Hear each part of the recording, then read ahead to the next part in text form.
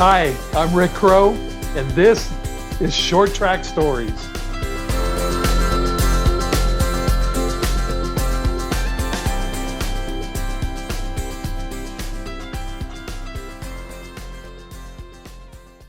What's up, everybody? Welcome back to Short Track Stories. Brandon Crow alongside Uncle Rick. Thank you for joining us here. As always, thank you for your support.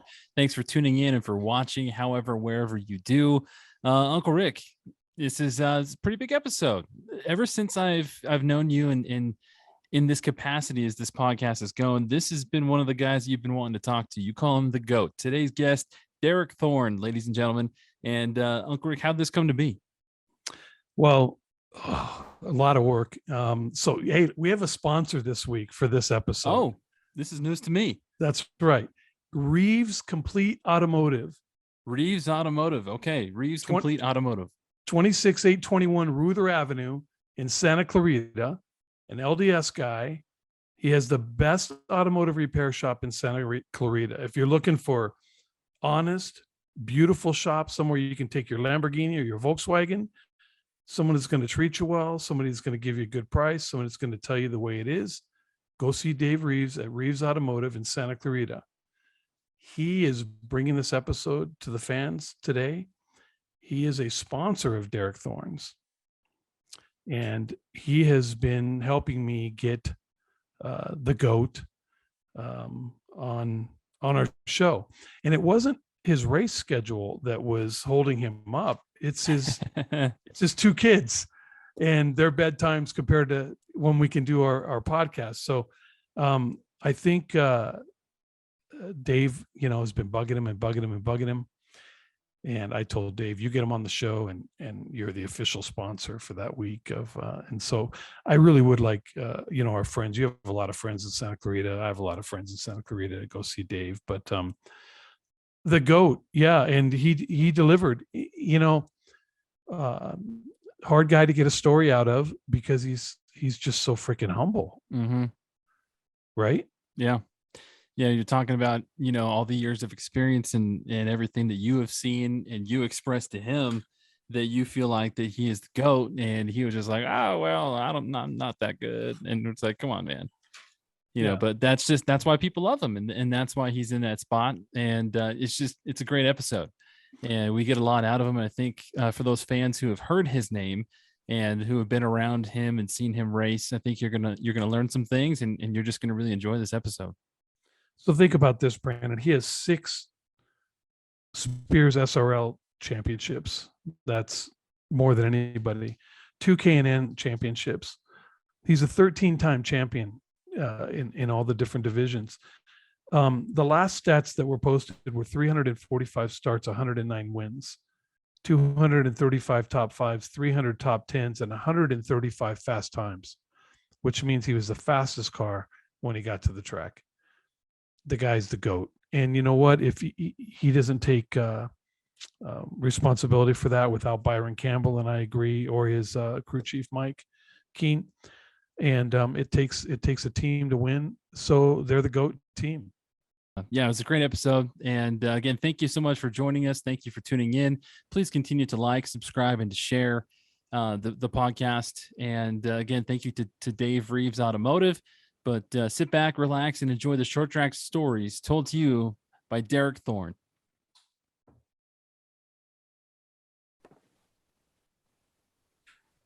All right, Derek, thank you so much for joining us here on Short Track Stories. This is such a privilege and an honor to have you here, the GOAT, as Uncle Rick and so many affectionately call you. How are you doing today, your GOATness? I'm doing good, guys. Thanks for having me on. Oh, absolutely. Thanks for joining us. It's awesome. So we see that you are trained very well. You're wearing your sponsor shirt. What do you got on your shirt here? Yeah, Pepperjack Kennels, Marty and Misty Mello. They've been a big part of what we're doing the last year or so, and it's been a lot of fun. They've been a big part of it, helping us get the ever so important funding it takes to keep this the world, racing world going. So it's been a great relationship. I've known them for maybe 20 years prior to this all happening, and then just in the last year helping them promote their dogs and their brand, and Misty Mello and what she does and how good she is at what she does. And It's been fun. It's been fun to reunite with them and kick off a fun race season. That's awesome. What is it that they do? Do they train dogs or? So Misty does. Yes, she's. They have field trial style dogs, which these dogs are in, on her truck, and she's been helping train them. And they have their owners or handlers. But pretty much she's in the field, and they do field trial competitions where they send out a blind, per se, like a duck, and they have to retrieve that duck or bird in the most efficient, effective way possible. So like she'll be standing there, and it may be 300 yards away. There may be a pond in the way, bushes in the way, hills in the way, hillsides to navigate. And they will send that dog these labs out, and they're scored on accuracy, efficiency, and how well they do it. And then she also has what we've been promoting also as well in the last 6 months or years, their gun dog program. These guys or gals can, send their dogs to them as young pups, and they will get them to the point where when you finally get them, you're able to go bird hunting, duck hunting, and all that kind of stuff. And they're ready to go. Where are they based out of? They had 2 locations, or have 2 locations, one out of Texas and one in Woodville, Wisconsin right now. Wow. And so how'd you hook up with them? I've known them for 20 years. When I was living in Lakeport, we had my hometown of Lakeport. When I eventually went through all the tiers of racing and got to super late models, the North State Challenge Series was the series we raced in up there. And Marty and Misty had a team at the time with a different person driving, but Marty and I became friends around that same time. The stars never aligned to really work with each other. So that catalyst, was idle for the last 20 years. And then now we've kind of picked up where we left off, and they're like family. Marty and Misty have been great people, great friends, great sponsors, great advocates of me and my racing stuff. So it's been fun to have a friendship. And I guess the key is having these sponsors, but having the friendships to go along with them is the special part.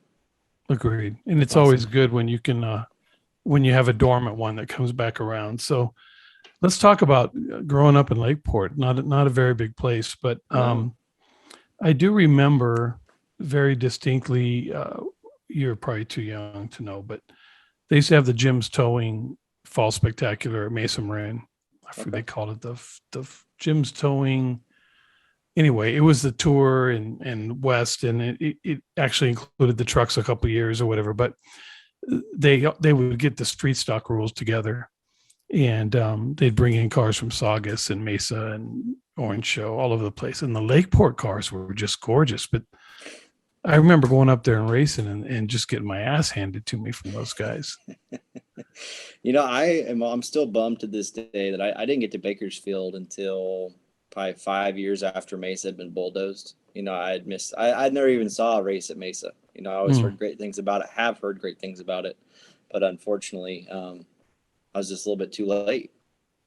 Yeah, it's a lot different than KCRP. Mesa's more of a paperclip, right, type thing. And but Lakeport always remind me of El Cajon, probably another track you never got to because you're too young. Did. Right. It's a circle though. Like that was one of the blessings I think growing up at that place.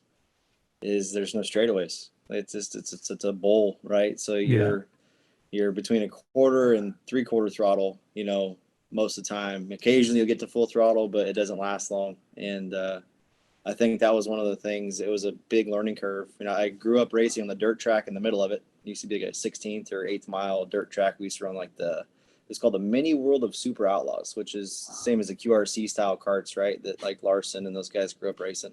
But in Lakeport, you might as well lived on an island. No one really knew it existed per se. But I grew up in the middle racing those, and then graduated to bombers with my dad as a passenger. And then a couple years in that, graduated to modifieds, and then graduated to eventually super late models, right? Which I was more of a traveling series at the time, but they still went to Lakeport a couple times a year. But yeah, Lakeport is it's a unique beast that I think teaches you a lot of car control. It's unlike any other track I've ever been to in my life. And now that I've been to some of these other places, like my favorite track to this day is Nashville, right? The Music City Motorplex. It's just rough. It's beat up. It's historic. It's got a lot of rapport and just a lot of history to it, right? but that's my favorite track. It's nothing like Lakeport, but I look back and I don't think I'd be the driver I am today if it wasn't for Lakeport. Did Lakeport remind you of Tucson at all? Kind of round? No, it is to a certain degree, but Lakeport's just so much smaller. And Yeah. I think that the abrasiveness of Tucson, like the age and the wear of that place it's bad. There was a period of time that I was really fortunate. I've been fortunate to travel around. So a lot of these worn out tracks, I'll get down and try to take a picture of the asphalt and just how worn out, and then try to compare like your Tucson to your Nashville to your Pensacola, right? And just, it's crazy when you see it up close how truly wore out it is, especially when you compare it to a place like Kern, right, which is the most advanced, well-built asphalt we have in short track racing. But that's the kind of track that creates more heat, for a tire versus your Pensacola, Nashville's, Tucson's. It's just like a cheese grater. The Nashville, it's either Nashville or Pensacola that the wall is, you guys dive right in on the K rail on the inside. Is it Nashville or Pensacola? Pensacola. That is just stupidity. It's cool. I mean, I see you guys when they do the camera like right at entrance of one or whatever, and you guys, did that take any getting used to at all? Because normal tracks, we come down and there's dirt or there's grass, or there you're coming right down on the wall, which we usually don't get that close to. It's always our passenger side. I think that's one of the things is once you get accustomed to, you gotta have good equipment, right? I'm so blessed to have, Byron Campbell and Mike Keene and all of our sponsors that make the 43 program what it is. So in my opinion, they make me look good. So it allows me to work on myself, right? Not necessarily worry about the race car. I'm able to go out there and drive the track. And I was fortunate enough to go to Pensacola for the first time, I believe back in 2007 when I was living in Wisconsin. The series, the ASA late model series I was racing in, that happened to be like the final race of the year, right? So that's the first time I went there. I ended up finishing second first time, but it was an adjustment. You're close getting into one to the wall, and you're really close to the wall off of 4 on a good lap. So getting accustomed to, that place on old tires, you're slipping and sliding a lot. It's hard to have a real good fuel and race car, and then you're bailing off into one, at 110 miles an hour, whatever it is, and you're having to almost kiss the wall to have a good lap, and then the same off of 4. So it's definitely, I've been fortunate to be able to go back so many times. We're in the pro late in the snowflake race, and we run the supers. So even though we don't run there most of the year, it allows me to kind of get, more seat time and get acclimated faster, which I think makes me better in both the pro and the super. So when you were at Lakeport and you ran bombers, did your dad have to sit in the seat because of your age, or was it a 2-seater class? It was a 2-seater class. He'd whack me up. I remember, so we first, we were driving, I was like 13, I think, racing 500 cc's on that dirt track in the middle. And my dad's like, let's give asphalt a try, right? Because that was always the thing. We'd race whenever Sonoma would come around for the Cup Series, like last week. And that was, that was a highlight of my year. We'd race on Saturday nights. We'd get the carts loaded up, and we'd, maybe get 3 or 4 hours of sleep, and we'd leave by 4 a.m. to beat the traffic into Sonoma, right? But I remember racing dirt. It was 13-ish. My dad's, let's try street stocks for this bomber division. We bought this like mid to early 70s Chevelle. Called it, looked like a canary. It was like a bright yellow number 2 on the side of it, and it had overspray everywhere. You could barely see out the window. And my dad was trying to teach me, he's like, you can't correct on asphalt like you do on dirt. You just can't. So whenever I would start to spin out with him as a passenger, which I spun out, I think 13 times my first night. Like this thing, I don't know if it was the car or me or both, probably mostly me, but he'd grab the wheel. That way I couldn't correct it back towards the wall until I finally got used to how to correct or save a thing, So it was fun. Like looking back on it, he'd whack me in the back of the head, or he'd be my spotter trying to point me up or point me down or try to give me advice from the passenger seat and stuff. I look back at those times. That's street stock racing is really the true fun of racing, because you can beat and you can bang, and it's a lot of stock options in these things, right? So it's kind of the raw racing per se. The higher you go, the more fragile they become, the more expensive they become, the more time consuming they become. But you look back at that and you could unload it. It's almost like dirt racing. You can unload it, blow it off, adjust a couple of things maybe for the next week, and you wouldn't think about it. You'd roll back out the next week and hammer down. Leave it on the trailer. Yeah, exactly. What'd your pops do for a living, Derek? So my mom and dad, we have my grandfather and great grandfather opened a concrete business in Lakeport back in the 60s. And somewhere around the 90s, my dad kind of became general manager of sorts. So I grew up at the concrete plant, and got my hands dirty doing a little bit of everything, right? Whether it be sweeping the floors or helping the mechanic change the oil, or they'd drop me down inside the concrete drums and I'd have the chip and hammer, or like the bulk cement delivery tanks that you call them, I guess, that travel up and down the freeway, bringing back bulk, just powdered cement, right? Those things would crack to high heavens, go up and down the I-5. So learned how to aluminum weld doing that. We had a MIG welder, and then the grinding, and we had a rock crushing plant nearby. So you'd have to go out and weld, hardened plates on the crush plates, and just everything, right? Right. I look back now, like I live in Bakersfield. I don't have that to provide to my kids, but I look back at just the experience, right? My mom and dad both have been there for, 30, 40 years. That's all I ever knew. But looking back, like there's just so many lessons learned, right? You don't realize the time until you get older and have kids, and Yeah. just fortunate. And my parents both have a great work ethic, which I feel like I absorbed from them, but it's fortunate to be able to have your hands get dirty and do so many different things just to try to understand different stuff. So he wasn't a mechanic by trade. No, but he's the guy I always call if I do. Yeah. So you guys yeah. were figuring it out in your street stocks like everybody Yeah. else, which you can kind of do. Then you jumped into modifieds, which when I raced my modified, it was my favorite. Super late models, modified street. I love the modifieds. Where do those fit in your pecking order? So ironically, not to backtrack, but so not 100 yards from that concrete plant, Cool Lake Ready Mix in Lakeport, was Dana Stahl. He just happened, his parents had lived in Lakeport for years.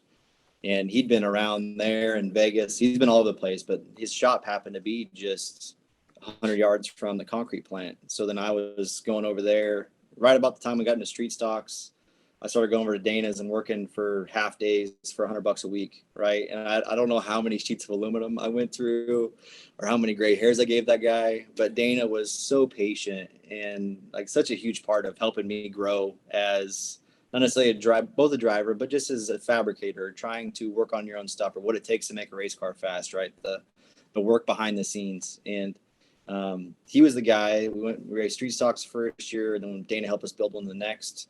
And that's when we got like 19 to 21 fast times. And that's when they used to invert the entire field. It'd be 30 cars, 30 lap feature, and you'd start at the back, right? And you'd have to try to make it to, that's where, the passing and running at Lakeport. But 2 years of street stocks, like you said, the modifieds, I struggled the first year modifieds at Lakeport. I just wasn't good. I think I knocked the front clip off 4 times in 15 nights. I tore that poor thing up, which my dad still has. We've fixed and repaired, awesome. And yeah, he's got that in the street stock still sitting in the garage at home. Oh, that's cool. But modifieds, they are pound for pound as far as using your right foot, car control, maintaining tire heat and tire wear and stuff. It's definitely a learning curve. Yeah, I loved modifieds that I grew up racing at Stogis and but I traveled a lot with my modified and my super late model. But I loved the modifieds. It taught you how to. I remember the first thing I did with my modified was I took the third link and moved it all the way as steep as it would go, and then I moved it all the way as flat as it would go, because I don't like when people tell me this is what it does, right? Like I want to feel it for myself, right? Yeah, that's how you learn.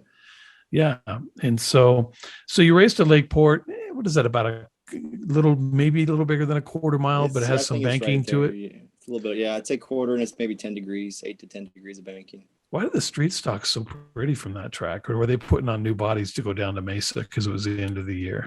I think, and this is from back in the day, right? Because they had the Southwest Tour around at the time. But I think Brad Peters was running. I remember him or Chris Straka, which, they're the two that are building the engines at Peters Racing Engines. I want to say they were traveling a lot down there. But I was so naive at the time, or not paying attention, or not really in that world, where I don't really know what they were doing different. I know Peters he did a lot of our tour motors, and he builds good stuff, So you ran around, you're doing that, and then it seems like you kind of made a big jump to where you decided. Were you going to move to Wisconsin anyway, or did you go back there to go racing? No, it was so the roundabout way. Backtracking a couple of years, we ran modifieds. The first year at Lakeport, struggled. Second year, we went to Shasta Speedway and ran there full time. Dana Stahl had moved up to Shasta for a job up there, so we ended up going up there and running for points. Had a lot better season doing that than we had at Lakeport. But the following season after that, Dana always built a Brandy Rose special, right, super late model, and he was trying to get out, and so he had his super late, his trailer, and all of his spare parts. So we ended up buying that from him, which got our foot in the door with starting, which was the North State Challenge Series, right? And we ran well. I never won a championship in it. We ran that for 2 years, and that's where I met Marty and Misty Mello. But after running that, I met my girlfriend at the time. Her parents had some friends, and one of their friend's son name is Scott Pfeiffer, lived in Wisconsin. He's originally from Southern California. But I started talking to Scott a little bit, and we hit it off. He was a promoting machine. That guy, he was awesome. His enthusiasm and drive. He was a salesman, but his enthusiasm and drive and passion for racing was second to none. And I met him, and upon meeting him, like, he heard what we were doing out here. The super late models were in Lakeport and stuff, or that North State Challenge Series, and he just went to work. He started trying to find me rides. Like, what can we find? What can we do? And he ended up meeting up with Ken Wills, who had 5K Motorsports at the time, and we went to La Crosse, Wisconsin, right? Which I had never been. I think the biggest track at the time I'd been to was Vegas. We'd gone to Vegas once to the modifieds, so 3/8 miles. So we went to La Crosse, Wisconsin with this team with 5K Motorsports, and Scott Pfeiffer helped me kind of put all that stuff together. My father and I put up some money. This is going to be for later in the program, but like All Right Home and Remodeling was our very first sponsor when we traveled up there, which is who Scott Pfeiffer worked for. And they're coming on board with us this coming couple weeks for Slinger Nationals again. So in a roundabout way, 20 years later, it's going to be cool meeting up with them again. But we went to La Crosse, ran well. We ended up qualifying fourth, I think finishing in third or fourth. And we put another program together, go back and run Nashville for the first time, All-American Raceway. And we led a bunch of laps and finished second to Hoffman, I believe. And that kind of kickstarted that little run of races right there, kickstarted us into what would be our 2006 season, with me packing everything I know and moving to Wisconsin to run full-time in the ASA Late Model Series. There's been some good shoes come out of that series. I don't know if it's still strong today, but that's Mark Martin stuff. And ASA, there was some lawsuit stuff going on. The ASA, the original ASA, this wasn't the original ASA, and they ended up having a lawsuit of sorts, right? And I'm not sure how that all settled out, but the Midwest has produced, I feel like, pound for pound, some of the most talented race car drivers in the nation. I think they did. And I think now, personally, I think that the what Spears is doing with the SRL, and now the fact that they've gone east and west and the rules have been united, I think the best drivers right now are in the SRL and the super late models. They're not in the ARCA series. They're not in the West cars. And I know there's certain things you can and cannot say. Right. This is tough. It's nice to be able to, I feel like it's on us when we go back, and we've had a really good run of success at the Derby the last handful of years. And that's one of the biggest marquee races for us, right? It's our Daytona 500. But I feel like that helped. By us running well at the Derby has helped bridge that gap, right? And I don't think the East Coast will always have, per people's objectives, I feel like East Coast will always have more rapport than the West, right? It just seems like that's the case. Yeah. But I feel like when we go back there, it is our responsibility to at least level that a little bit, if possible, right? Because there's not a lot. It's expensive. It is. It costs 3 times the amount to go run Pensacola one race than it does for us to go to Irwindale and run a race, right? So it's so difficult to travel, super late model traveling. It's not like the payouts are going to cover all the costs, even if you do win per se. So it's just a difficult sport, but we do enjoy going back to the Derby and running as well as we do, because I think it helps kind of keep them serious about the West Coast. I just feel they're never gonna let the West Coast. They're never gonna open the door for the West Coast guy. What does it cost to go to Pensacola about? Right about $30,000. That seems cheap, actually. Right, it's right around 30. But that's hard cost, right? There's a lot of little things in there, right, that you could work in if you wanted to make it pound for pound, but it's right around that amount of money. Yeah. So the ASA gig, and then you end up back here. So the ASA gig, you didn't like Wisconsin, or the racing kind of stopped in the lawsuit thing, or you want to come home? No. I've gained and lost rides, a few times along that path. As we all have, yeah. Yeah, right. So we went into the 2007 season, and everything went well. We ran really well. I got to travel all over the place. I got to run Bristol that year, Pensacola, got to go all the way down to San Antonio, Texas. And in the meantime, we're traveling around the toter home, right? I don't know how many miles we logged that year, but coming from the town of Lakeport to that environment, working in the shop full time, and then traveling full time with the team, was an experience in itself. But at the end of that year, we couldn't afford it to do it another year, and we didn't have the sponsorship to do it. So Scott Pfeiffer, who'd been behind me every step of the way, he ended up being diagnosed with ALS halfway through that season, and he was fighting for his life, and he has had a young daughter, and a young son, and a wife back home, and he's working through everything he can to try to to be there for his family, and at the same time he's also trying to help me get to the next level in racing. And became a mutual friend of ours, but Sean Keep, who lived in Corona, California, down by you guys, he stepped up in a big way in 2008, and we ended up running part Canyon East, which is ARCA East now, and also part-time ASA late model stuff with Chad Wood out of Wisconsin as the crew chief, and they became great friends and all that stuff. But it's just because it's a money-driven sport, and towards the end of that season, things got really tight as well, and we ended up having to go a different direction. At the same time, I broke my knee, ended up living on Chad and Patty Wood's couch for like 2 months, trying to recover. And that's about the same time the economy crashed, and it was right. I ended up going to work, found a company in Wisconsin. I ended up driving concrete trucks for about a year back there, just doing that, trying to make a living while we were racing off and on and stuff like that, meeting people. But eventually got to the point where the economy was so slow. I'd come out to Corona a handful of times. Sean Keep had done everything he could. Scott had done everything he could to try to help us find the sponsorship. But I ended up moving back to Bakersfield from Wisconsin. I met Junior Joyner through a mutual friend of Dane Nissen, and he gave me a job as a fabricator. So he moved back out here. I'll pay a salary to work each week. I can't promise anything, but at the end of the day, you kind of got to stay in the racing industry, right? If you want to try to make it in racing, but it just sometimes you're not holding the steering wheel, you're holding a wrench, or trying to be a fabricator of sorts. Which is, I think, some of the kids today, they've lacked that positive experience, to turn a wrench or, be on a shock dyno or do some stuff like that. They're just, arrive and drive and that type of thing. And so you end up back out here and limited racing, and then you and your pops did some more super late model racing, or right about then. This is where I've always been fortunate as heck, right? I look back at all the people I've met in racing, right? In this show, I always feel bad when I'm on a show like this with you guys, because I don't want to miss anybody, right? I don't want anybody watching like, oh, that insensitive, whatsoever didn't mention me or remember. But there's so many people that have helped me continue on, that have sacrificed. We'll tell them we edited it out. We'll tell them, just say they edited that part out.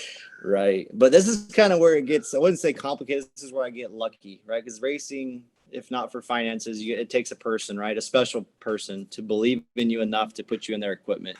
So working at Junior Joiners, Dan Smith, who's been around Bakersfield for a long time, has always been part of it. Dick Trickle's driven for him. Esau has driven for him. But he happened to come into juniors off and on throughout that first year I was there. And just so happened he gave me a chance. He's like, I have a super late. I want to go to Vegas for the open comp show. I'd be interested in doing something. And that kind of fueled the fire for that. And then Dan Smith was really close with Mike Keene, who is my now crew chief and has been for the last 10 years. And Mike Keene at the time was working for Byron Campbell. They had an extra late model on Irwindale with. And he's like, we need somebody. Would you be interested in driving for a race or two? And, this is where, I'm always very fortunate, because I didn't do very good those first couple races, but they still believed in me. I think I totaled Dan Smith's car out at that Vegas race. Had to cut it in half. But right? you were fast. Right. In the first couple of races with Byron and Mike, I totaled a car out at Irwindale. But you were fast. We were fast, but yeah. I was very raw, very, very raw. Yeah. And, I look back so when I was working at Junior Joiners, Dan Smith gave me a shot to drive. A gentleman by the name of Bob Strandwald gave me a shot to drive a whole season, the SRL Southwest Tour. Same time I met Marty and Misty Mello. I'd kind of partnered up with them again for a minute through that season. And then also Byron, he gave me a chance in late models at Irwindale, gave me chance at ARCA. We sat on the pole and led a bunch of laps at the All-Star Showdown, back in 2010, I believe, 2009. So just so fortunate how the timing of it worked out, and Junior gave me a platform. He would do anything and everything he could to try to get me a ride or help me stay in a ride, At the same time, but Scott Pfeiffer, at the same time when Wisconsin had lost his fight with ALS, it was just a very emotional. I look back at those years and it was a tornado, right? You're thrashing through life, trying to make your dream work. At the same time, dominoes are falling, things are happening. And it was just a crazy time of life, but so fortunate to have so many people that believed in me, that never gave up on me, that, I owe it to them. I owe it to them all, right. For never giving up on me. So, and that's not, I mean, it's fortunate, but it's also not everybody's fortunate. And, they can look at that from a victim mentality, but most people that are fortunate created some opportunity for themselves and took good care of people that were around them. I've seen you in the pit since you were fast and wrecking cars, and you weren't one of those guys with your fire suit sagging down around your waist, and you engage with people all around the pit. I remember my mom, she came from Indiana. She told me, you never know which one's a sponsor. Don't judge the way they look or whatever. And you're really good at engaging and hanging around your car and talking to people. So you created a lot of those opportunities yourself. And so Byron Campbell, I never heard of the guy till Derek Thorn drove for him. So you're telling me that Byron was in the game at late models at Irwindale. Was it with a 4-star fruit stuff? Yeah. Chris Holloway was driving. They ran a couple 2-3 years before I came around. I remember Chris Holloway, but and Mike won a Keen with the Richardsons at Mesa. Mike Keenan himself, if you had like a resume of what he's done and like the spectrum of stuff he's done, right? Like awesome motorcycle racer, flat track racer, road racer, off-road motorcycles. And then he gets off into, he's great at all the asphalt genres, right? Anything on asphalt, he can make go fast. But then he had buggies, sand buggies, dune buggies. They did the Odysseys for a long time, but he's pretty much won everything he has. But Byron, he won with Richardson. I want to say they won the national championship or the state championship at Mesa. And then Byron and Mike worked together with Chris Holloway at Irwindale for a while. And then I got lucky enough to get in that mix. And then we started off just late models and then the ARCA stuff. And then that led kind of into the SRL Southwest Tour stuff. Right. But yeah, Byron's been, you got to have people behind you that believe in you. And it's a 10-year run that Byron's put faith in us, Mike and myself, and I can't leave out his wife, Vicky. Vicky's been like a mom. Look at the wives that give me. Your wife's that give me. Everybody. She's been the team mom for years, but love her to death, man. She's been there for us. It was hard to, back in the day when you're talking about toter homes and stuff, because it wasn't really till I guess the mid 2000s when guys started showing up to late model races with 18 wheelers and you actually saw who their sponsor was. Before then it was kind of like if it was on the quarter panel, but Byron has never been a big dude to have his name on the quarter panel or anything. That's why I had no clue like that he was even I thought he was just some Fresno State guy, and we banter on Facebook back and forth. So I'm going to tell him I didn't even know his name until he had you as a driver, but and then you actually end up with Bruncati and in the West. Now, were those? I know Bruncati has rentals, and McNally has rentals, but I know that they also believe in some guys and do some partials, and also just throw some guys in that they believe in them. What was your deal with Bruncati in those? A lot of that was thanks to Sedgwick. He's the one that I wouldn't say snatched me up, but without him going to bat for me, Kay used to come and do all the radios. Performance radios. She used to come and do all the stuff at the SRL races, and most time Bill would be tagging along with her, right? So at some point in time, I got the energy up to go introduce myself to Bill, say hi. And the timing was just right. They ended up having a driver scheduled to drive for him, I believe in 2013 or 12. I'm sorry. 12. And they ended up falling through. And Bob called me. I was going to sushi with my wife and my in-laws. And Bob's like, hey, I've had an opening for next year, and I'd really like you to come drive for me if you're available, but I want to get started now. because there's road courses involved. I had never been on a road course before. So Bob in 2011 ran a couple races, and said, hey, this is what I'd like to do. This is my end goal. I give guys a couple years to try to figure it out. So he gave us the first year, I think we finished third as a rookie. And the next year we won the championship. Yeah. The second year you were strong.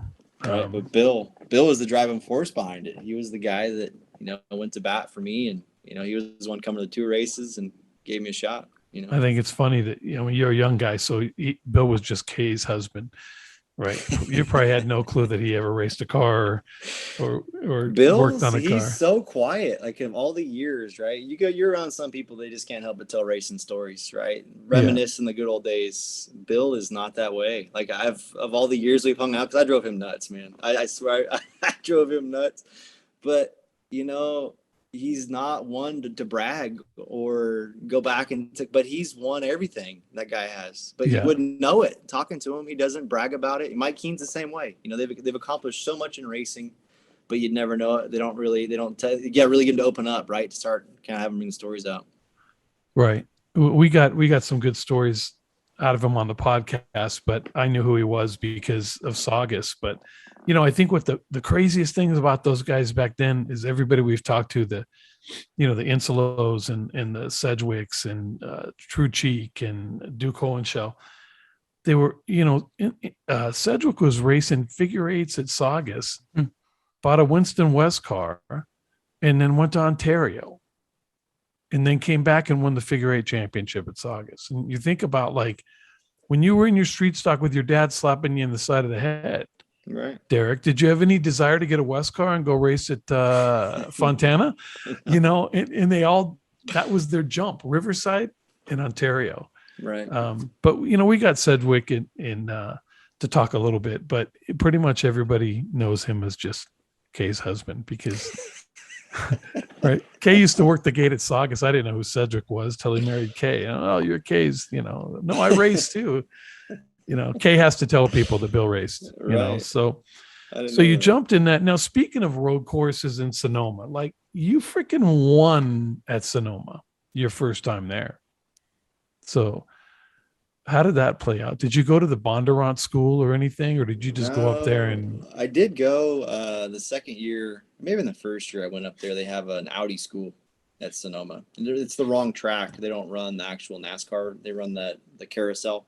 Mm-hmm. So I was missing some key points, but it was nice. The instructor I had was a really good dude, and it definitely helped. But that was, one of those fantasy races for me growing up, just like you said, with my dad driving. I wasn't driving street stocks at the time, even I was driving on dirt. Right? That's what I wanted. I wanted to be like watch Jeff Gordon and Tony Stewart or Boris Said or Robbie Gordon, right? Like those guys would just whoop on that place, and it was so fun to watch and see the personalities. But I went to that track never thinking I would race there ever. Right? I just didn't ever think. So I remember it was the second year I went, but I knew it was my last year with Bob, right? And it was like this surreal moment. Like I just got out of the van, right? We're just going to walk into the track at 7 a.m. whatever the day is getting ready to start on race day.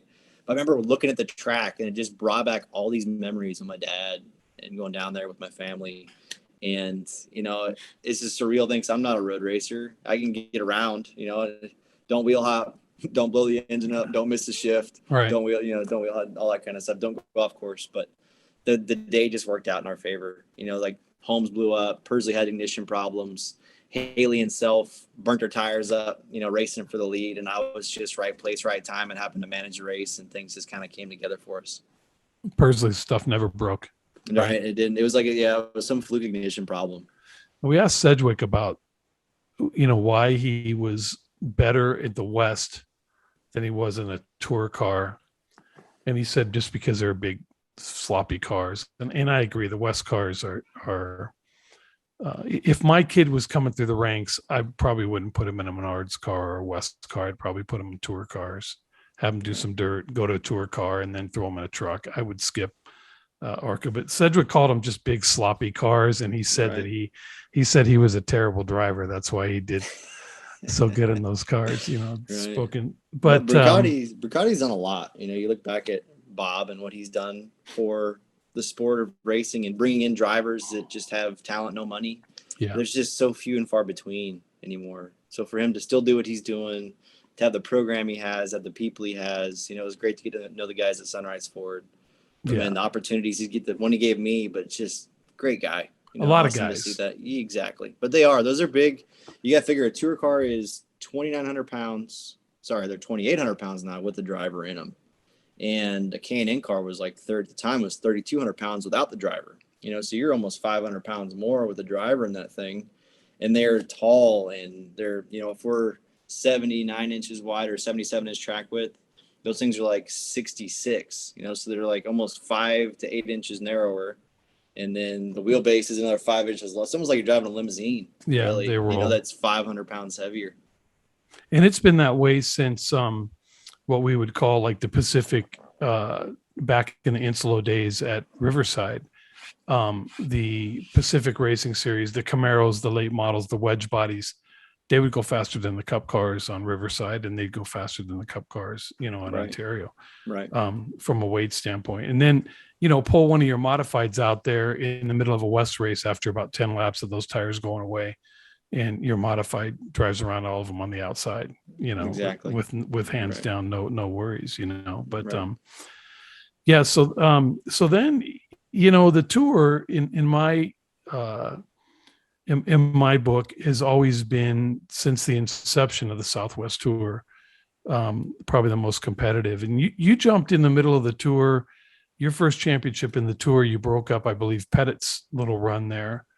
Dude, that was Kanky and Pettit, and you know, you were young, and there were some big guns there when you started your tour racing. Right. That was when they had a softer right side tire too. We used to run a 30-35 and a 30-25, which is, you know, I don't know how the numbers work, but we're on like a 30-35 left. Our old right is now on the left, and now we have a harder right. But man, back then there was, you know, Pettit and Kanky and Rodman, and a lot of the guys that were the backbone of the Southwest Tour maintained, right, and continued on with the Spears SRL Southwest Tour and Larry Collins. But that's where you learn, right, is from those guys. And it's you know, Mike and I feel like we hit it off pretty good, and he's always been, his work ethic second to none, you know, and what he did to get our cars up to speed. And we're on a victory circle for the first few years in the SRL, our first handful of years. And there was a lot of tracks. We just had really good success with those cars. That Mike had a really good package, I think, that allowed us to travel, be consistent.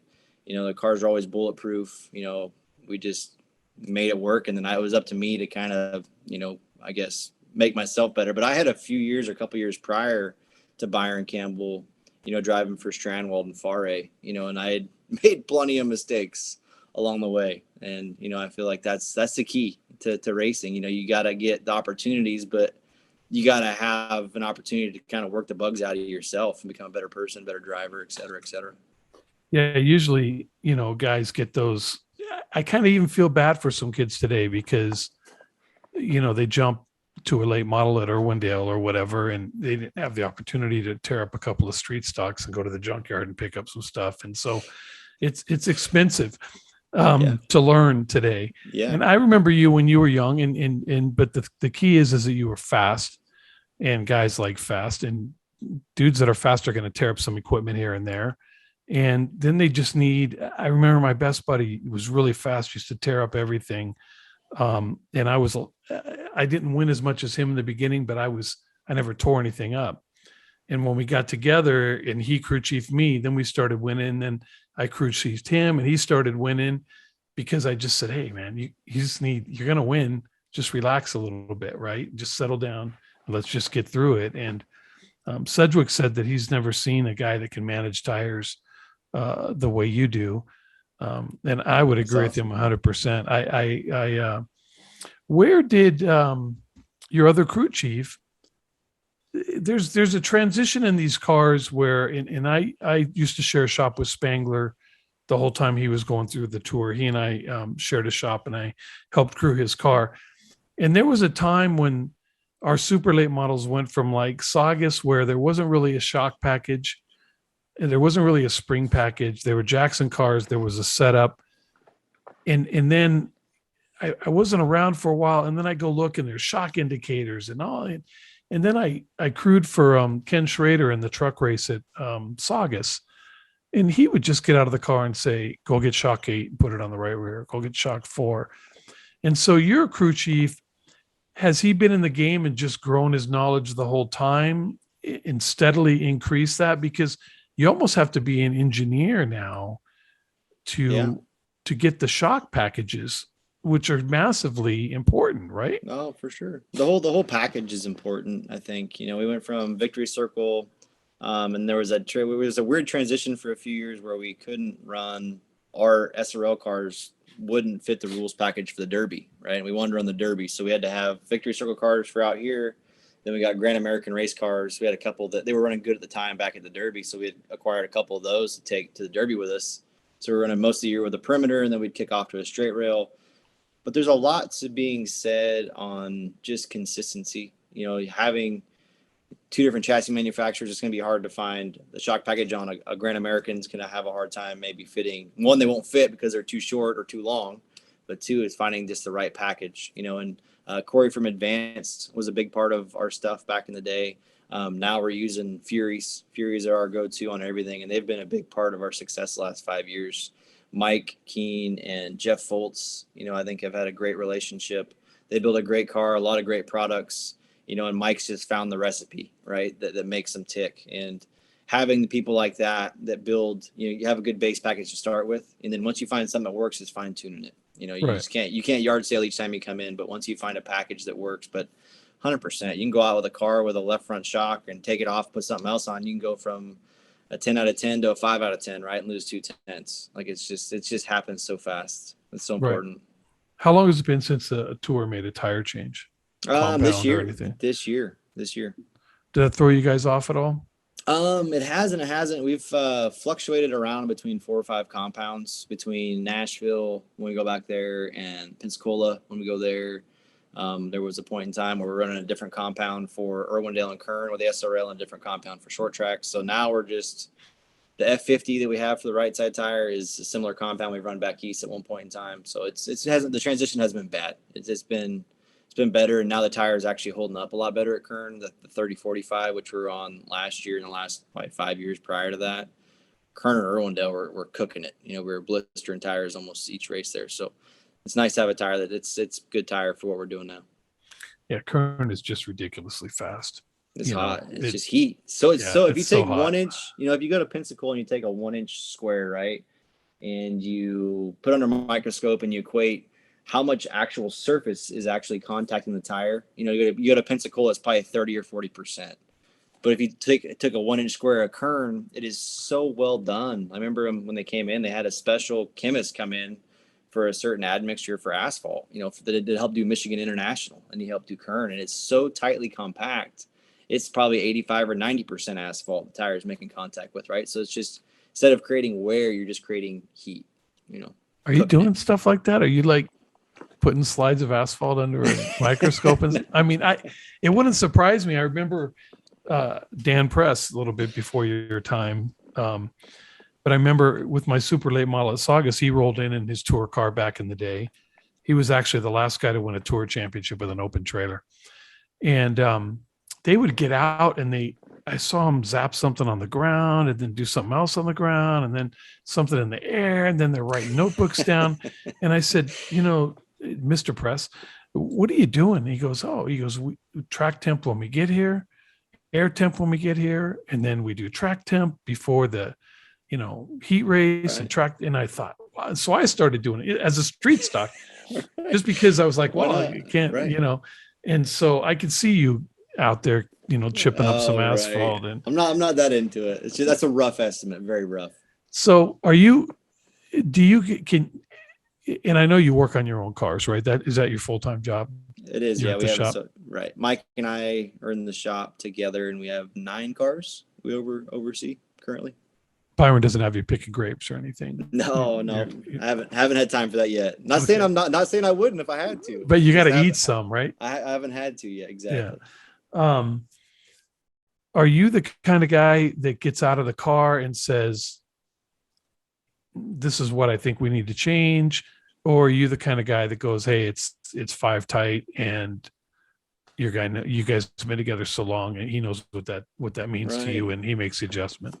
No, Mike's probably one of the most patient people I've ever met, and he's able to adjust to my mood swings. When I get out, it's all a level of where you're at mentally, right? If you get out and the car's way further off than maybe what you thought, you get out with this just bad attitude, right? And you start rifling off different ideas instead of just calming down and communicating effectively. But Mike's really good at absorbing what I'm saying and not reading into my emotion and doing what's best to help the car at the time. But it's a little bit of both. At times there's, hey, Mike, I think, when we changed the shock here at this track, it did this. And I feel like we're kind of in that same boat here. So don't overlook that, or this, just little things like that. But Mike's still the guy that's got the notebook, that has the knowledge and the patience and the know-how to adjust what needs to be made to make those things as good as possible. When you were running victory circles, were they Hornaday victory circles, or were they Rodman victory circle cars? Rodman victory circles. Yeah. Rodman They went victory through it because circles. they had the elite chassis when we first started. And that was kind of Junior Joyner had partnered up with Mark Lunger and the guys from Victory Circle. And they'd built the next gen of the VC straight rails. Just more adjustability in the lower bungs and upper bungs and stuff like that. Some more options, different spindle package. But Rodman, I think he got that from when he did it with Hornaday. I think he switched all that stuff over, but they won a lot of races. Oh yeah. Freight Train Speeders motors ever? Yes. When I was growing up, we never could afford them. It was always, he was doing the Southwest tour, but we didn't go to him for a bomber motor or a modified engine. That wasn't our thing. It was actually Bill Binns, built a lot of our stuff back in the day. But he does. Brad builds a really good. We've been through a transition because they have about 5 legal engine packages now for the super late models, between Florida, the Southwest Tour, and the Southern Super Series, which they all kind of fall under that same umbrella. But Brad builds what they call a parts motor, Southern Super Series parts engine package. So they put a price cap on everything. So instead of us spending 50 grand on an engine, you're only spending 25. You're saving in essence half or less than half price for an engine, that lasts you just as long. So, but he builds a really good piece. So you guys can have engine builders now, but they have to be like approved engine builder type guys. Yes, correct. You just can't have anybody build it. But once you get approved by Ricky Brooks and go through that whole motion, you can do whatever you want. I just Ricky, I've seen some of the teardowns that he does, man. And can somebody bring me a burger or something? Right. I'll come back tomorrow. Ricky's the bridge, though. He, in my opinion, is partial to our success because he helped, Midwest, Southeast, and Southwest. I think the Northwest is still kind of doing their own thing, but he's the one that's kind of bridged that and got it under an umbrella rules package that allows East Coaster to come west, West Coaster to go east, and it's all a very, very similar rules package. 5 to 8 years ago, you couldn't do it. You couldn't do that. No, I mean, growing up, we couldn't even go track to track. We would wait till the end of the season and then run open comps. So at the end of the season, they'd have like the Saugus 330, and then we go to Craig Road, and then we go to Cajon. Craig Road is Vegas. And then we would go to like Orange Show. That would be the only time our rules would come together. Other than that, if you were in a points race at Saugus, you couldn't go race Cajon or Mesa or anything like that. It was always at the end of the year, Right. So you guys are using Furies now. The other Rowdy Van Dorns, why the Fury? It just was a fit at the time of us. I don't remember exactly why we were looking to switch, but at the time we were looking to switch, it just happened to be the right fit, right place, right time. I think Mike hit it off with Fultz, and it just kind of naturally fell into place. I think it's just a lot of being different. We were one of the first West Coasters. We weren't the first. We were one of the first to have Furies, and I feel like our success helped catapult a snowball effect of more out here just because of our success with them. But it was just a good fit. They build the speed with those things, the raw speeds. It's tough to beat. Like those things are fast. Just sometimes you got to calm them down a little bit, and you got to sacrifice some short run speed for some long run speed. But like we were talking earlier, once you find that secret sauce, it's like everybody's got a spaghetti, right? Everybody's got this secret sauce or special spaghetti, right? You got noodles, you got sauce, and you got some meatballs. It's just how you make it taste that good. How do you make it next level? An Italian crew chief. Right. Right. Yeah. And I know, did they give you a lot of engineer support in the beginning coming out here and stuff? No, No? not really. You get a car, and it shows up. We found a really good dude named John with USA Auto Transport. He'll pick him up from Fury, and he makes like a North Carolina, California run every couple weeks, every like four weeks. But you get a car and you go to work. Mike saw the first one, and we went out and tested it, and we went through our trials and tribulations, and figured out what did and didn't work and what needed to be worked on. And he just went to town, and we did what we had to do to try to make him as best as possibly could. DOS, those are rowdy cars Lion has, right? Right. I think so. Right. Yeah. There's not many Van Dorns out here, but mostly Hamkeys currently. A few Furies in there. I think Spangler's new car is a Port City. Is it really? It might be. He's always been a Port City guy, hasn't he?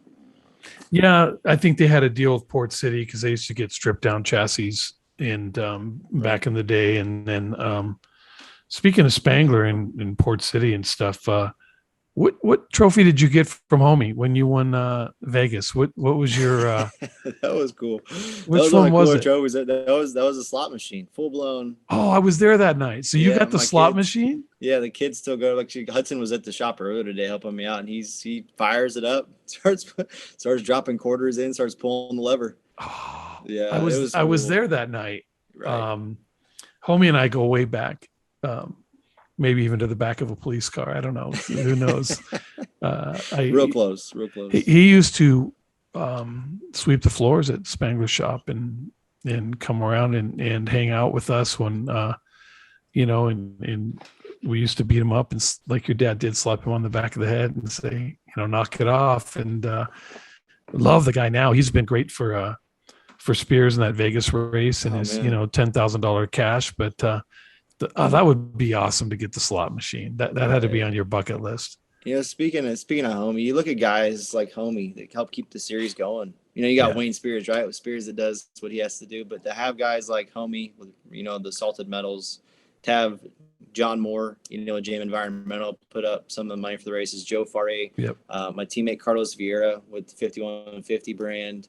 Those guys there, I guess as I was younger, I was more naive or not paying attention, but like those guys are a breath of fresh air, right? They're putting up sponsorship dollars, but they're the ones keeping the series alive, and the passion they have for the sport mixed in with the SRL Southwest Tour. But to see Homie come in and do what he does and all these guys, that it keeps us racing. Without guys like that, we wouldn't be racing. Well, not only that, and I've always been a front runner, blessed to have good sponsors and stuff. And guys that don't win every week, but show up with good stuff and they're good racers. So take a Sanchez, right? Right. Good car, good racer, always fast. His equipment's pristine. He comes every week, right? And there's, there's guys like him and Spangler. They get their top 10s here and there and their top 15s, but they come out and they do the grind every week that fill that show too. And so that makes it really nice. And when you talk about guys keeping shows alive, we were helping out down at Orange Show and they were trying to bring the West Show there. And, there's a fee that the track has to pay, right? Right. And if the track can't pay the fee, they don't, I think that's why the trucks quit racing on short tracks is people don't want to pay the fee, It's a lot of money. Yeah. But you got guys like, so Bruncati pay his own fee, Bruncati and McAnally. Right. They're paying the track fees they're basically renting the track for guys to go race to keep the sport alive. Plus their cars. Yeah, exactly. It's been a business for, like McAnally. Look at Napa, and they've probably sponsored 97% of races over the last 5 years, but what he does as a promoter, McAnally does, it's always been impressive. It's being a promoter. People ask me sometimes my opinion on things, and I try to be less opinionated on opinions towards other people because you're not in their shoes, right? But I could never be a promoter. Like, I just know I couldn't be. But to do what they do, whether it be Larry Collins or Tim Bryant from Five Flags or McAnally or Bruncati, it's tough. It's an expensive, tough sport, right? With almost zero recognition. You always get the phone calls about how bad of a time I had, or my hot dog was cold, or your track, you know, that the sweeper crew was too slow. There's too much grease. You always get the negative stuff, but you never get the positive stuff, you know? Right. And it's got to be an emotional grind. And then the track closes and people are like, man, I love that track. I don't know why it closed. Why'd it go? Where'd Right. it go? You Yeah, know, exactly. I mean, I don't understand, you know, and Right. so, yeah, the sport, you know, is ran by good people, but the fans, they lack an appreciation of what it takes to, it took me a long time as a racer, to realize, you know, you have a back end you have to take care of, and you have an insurance binder, and then you have fans, you know, like for Irwindale for a long time, I didn't know that they pay a seat. The city takes a seat premium there. I don't know if they still do, but they did. Cause I just say, why don't you just give away free tickets and you'll sell hot dogs and Coke and stuff? Right. It's because they would have had to pay the city, you know, their piece. And what Huddleston and Bruncati are doing down there now, it's hard to keep a track together when, you know, I want to have a race car, but a race car today, you know, $50,000, I want to know I'm going to race it next year. And so it's hard to take a track like Irwindale, where even a $15,000 street stock, where am I going to race it next year? Like Irwindale might be closed. Orange Show might be closed. If Vegas is closed because of Amazon. It's hard to run a track that way. And it's hard to keep guys going. Right. Brandon, you've been pretty quiet. Brandon is a non-racer, Derek. He's never even seen me race. Good for him. He's the smartest of the two. Yeah, he's probably, you know. He's wise. What a wise man. Yeah, he's smart. Go ahead, Brandon. I'm sure you got something. No, I've just been listening to you guys go back and forth. And so, but I do play-by-play for like the sports you watch on TV and stuff. And he's more of the analyst on this podcast. And so he gets into the nuts and bolts, and I just want to know like other things, like more about you. So Derek, you've been doing this for over 20 years. So it's more than the majority of your life. What was like the first time where you really feel like this is what you wanted to do going forward?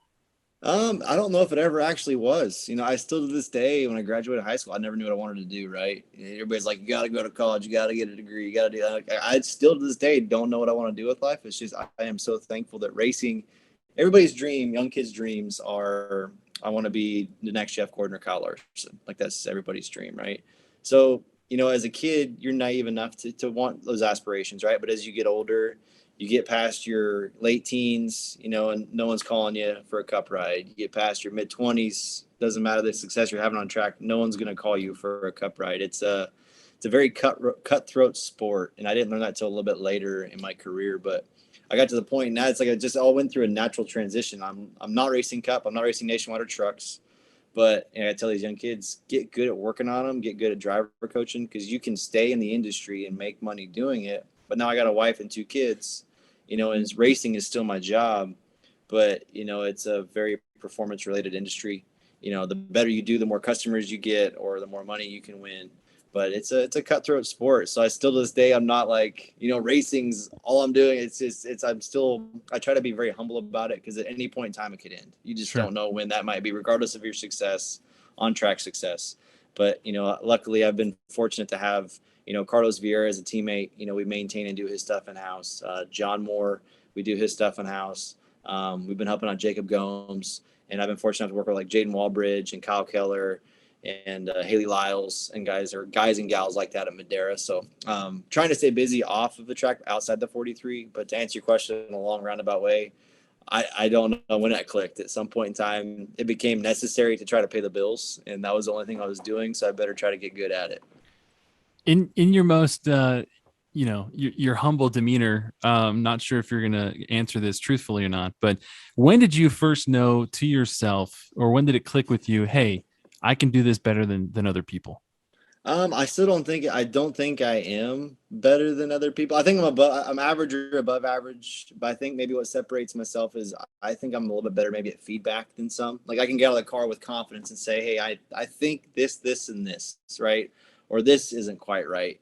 But that's just no different than a kid that can hit a ball a ton without great coaches, right? Right. Like we've listed all these guys and gals that have been behind me for all these years, but you know, to have the people I had helping me, groom me along the way, let me make mistakes, and starting off with my dad and mom, you know, they let me make mistakes. but I don't think I'm that great. I just get to drive really good stuff, and it's my job to not mess up once I have good stuff. So I'm glad you talked about your parents, because that was one thing that you touched on earlier that I wanted to talk about. But you mentioned a lot of lessons that you learned from your parents, from observing, from being with them. What are some of the lessons, or maybe one of the most pertinent, or the ones that comes to your mind right now that you've learned from them? I think just work ethic, and love. Like my parents lost a couple kids at a younger age before me, just due to a disease. And my mom to this day still can't watch me race. Like it gives her just ultimate anxiety being Oh, that she wow. lost. Yeah. So she's been to a handful of my races, but as I got more aggressive and grew up and started making more mistakes behind the wheel, she's like, you're going to give me a heart attack. I can't do it. But to have the love for me and to have them, my parents just support me for all these years. You don't realize, I didn't realize until I'm 36, right? So I'm old in racers, but I'm married, a 2-year-old and a 4-year-old, amazing wife, a couple amazing kids. But you don't realize until you have kids how good you had it growing up. Like the fact that my dad would work 50, 60 hours a week, and my mom would still get me to soccer practice. We'd still get to the shop to work on the cars. We'd still be to the track on Fridays. Just how difficult, not only financially, but time consuming it was. My mom had a handful of horses and we had dogs and just different stuff. And just the work ethic and the time they put in and the faith they had in me, and my dad's blind faith and continuing on and doing everything he possibly could to try to get me. I think my dad and mom believed in me, more than I believed in myself. But, as a parent, now that having kids, I was so fortunate to have that support system from them too. That's awesome. True or false? You were paid, or at least offered to be paid extra if you would ease up in a race. Never have. False. Would you accept the money? Ooh, what kind of money are we talking here? I'm just saying, how much? How much money would somebody have to offer you? I don't know. I know we're talking like finish, like not finish, or just finish second, let somebody win. Yeah, just to not go full bore. I don't think you can. I think the way racers are wired, like I think I've wrecked my teammate a couple times. I've wrecked my car owner a couple times. Like it's just one of those things that you could predetermine what you think outside. Once you strap that helmet on, like it must cut off oxygen to the brain. Like you just don't think clearly anymore. So you're just driving, man. You just want to win. Right on. I just got a few more here. You mentioned sushi. So is there a Derek Thorn roll up there in Bakersfield yet? No, there's not, but I always order. It's not on the menu anymore. I don't know why. It's called the Palmdale roll. So I'm not a big fan of like sour cream or cheese, but it's like this. It's pretty much crab, right? It's like a fry, but they put like this fried stuff on top and some what do they call them? Not clams, scallops. They put some scallops on there, but it's pretty good. Now my kid, we call it sushi. It's California roll. Is California roll even sushi? I don't even know if it's the most basic one. Yeah. Now Hudson, my oldest, he's like hooked. That's all he wants. Did you hear what he said? He's getting a Palmdale roll. I know. In Bakersfield. I know. And calling it sushi. Yeah. Yeah. You talked about just racing, just being out there. We've asked this question to pretty much everybody, but what is your perfect lap to you feel like? I guess perfect lap is it's not just one, right? My perfect lap is being able to put 9 more behind it, right? Having a perfect 10 laps in a row. I think that's where, as a driver, I try to tell these younger kids, you can go out and hit 3-4 perfect laps, right? But when you get in a race, that's where you lose most of your time. You hit 3 or 4, you miss 3 or 4, and let's say you're losing a 10th each lap. That right there in itself is almost a half a straightaway, right? You lose almost a second to somebody. So it's just a matter of putting it all together, right? Not making mistakes. But my perfect lap is making sure the rest of them line up after that so we can win the race. We talked to Duke Hohenschel last episode, and he brought up something I thought that was very interesting, very cool. He talked about seeing like a sports hypnotist, like a sports like psychologist almost. Right. How important is your mental approach, and what is your mental approach? Oh, I don't even know. Sometimes I'm a hot mess and sometimes I'm laser focused. It just kind of depends on what's going on in life. But it's all about having that support system to ground you. Like Byron and Carol Campbell have given us here recently. I could thank all those people again, but Byron and Carol Campbell have given me an amazing platform, right? And Mike and Vicky Keene have been there beside me for the last 10 years, as has Bill Sedgwick and Bob Bruncati. But they're the ones to reel you back in when things aren't going right. I have David Coley. I've been working with him probably 6-7 years, but he is the best spotter, in my opinion, in the sport. and we're so lucky. But he's the Underrated guy. job. Oh God, but he is so good at it, and he's the guy. He's helping when things aren't going right. He is your guy that's keeping you in check and helping you stay in check. And if you're in the lead, he's helping you maintain. If you're fifth, he's helping you figure out where they're running, where they're not running. But it's just, I'd say, support system. No different than growing up with my mom and dad, being so fortunate. I've been so fortunate to have so many good people behind me that help keep me kind of going the right direction. I met your spotter once on the tower at Irwindale, and I was called to spot for somebody. And the first thing, Becky, the spotter lady up there, she asked me who I was spotting for, and I'm not going to mention any names. And I told her, and she said, "Good luck." and I'm like, "Shit, I've never heard that before on the spotter tower." So then I get between your guy and another guy because they lined us up by number, right? Right. And your guy does this. "Hey, man, you ever spotted before?" And I'm like, "Yeah." And he goes, "All right, man, pay attention." And then the guy on the other side of me says the same thing, and I'm like, "This sucks," right? Right. By lap 2, the Thorn train was coming through on my guy, and I was screaming, "Low, don't lower, no, lower," and that's what I said for 100 laps as you were coming around every freaking lap. He is, man. That's funny. Last question I have for you is, what race so far in your career are you most proud of? There's a couple that stand out. The Sonoma was a big deal just because it was right in our backyard. Growing up, going there with my dad and stuff. We won Sears Point back in 2014, which is a week after I got married, which was a big deal to me. Just the timing of everything. In the year prior, we had really struggled there. So those two, I think, probably stand out the most. But some of these marquee races we go to have eluded us for the most part. But like the All-Star Showdown. The Winners Showdown at Kern was a big deal for myself. That's probably one of the biggest ones, just because we had tried, 3-4 times with just crap luck. Had the speed, had the runs, just never came together. So those there, I think, are probably the most memorable for me. Love it. 20 and 21 Toyota shootout at Irwindale. You were right there, and it was 20, right? You were right there, and it didn't happen, Right. and then you came back and got it in 21. Right. And what was the first place that you felt aero?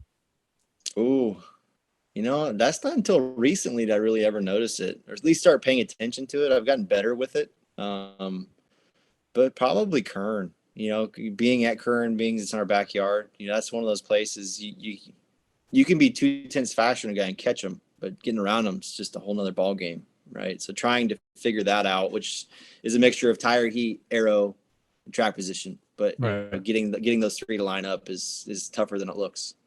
I saw you last year, and I've never seen anybody do this, and I've been racing at Irwindale since it opened. I saw you starting to go put your left front fender on the guy's right rear quarter in like 3 and 4. Like you were out here and he was down here. And I'm like, Right. You are not going to do that. And sure as shit, like 2 laps later, nobody does that. Right. Did you feel aero? Or, I mean, granted it's Irwindale, it's momentum, but Right. most guys will dive low. And I saw you showing it and I've always been a firm believer to get out of the guy's mirror a little bit and let him look around for you. And I Right. thought that's what you were doing. Right. But you went around the freaking outside like a wall rat on Maybe I Mike. think it was Mike Peltier. Mike just gave him a raise. A staggered special, man. Send it. That's it, huh? Why they were eating ice cream?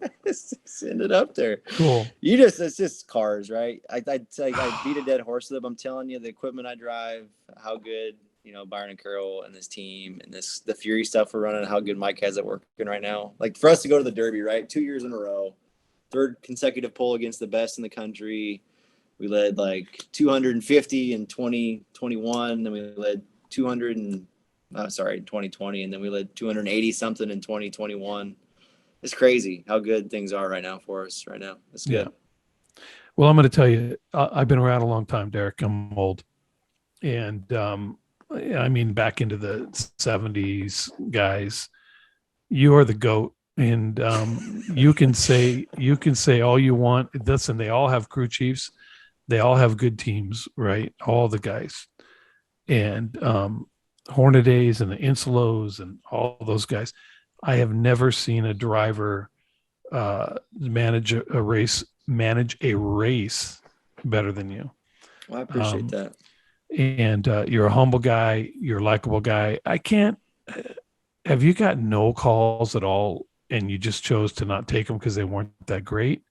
Or I know they want all the 14, 15-year-old kids or whatever, but Right. I think you got screwed by the you don't have to say anything. You can even close your eyes if you want, but I think you got screwed with the Bubba Pollard going to the Tony Stewart, the SRX or whatever. I would have loved to have seen you in that. I think you could win in trucks right now if you were in a niece truck or something like that. I appreciate you taking the time to come on. I'm always going to look at you as the GOAT. You're definitely a first ballot West Coast Hall of Famer. Appreciate your humility. Hudson's going to be in a winged outlaw car in probably a year.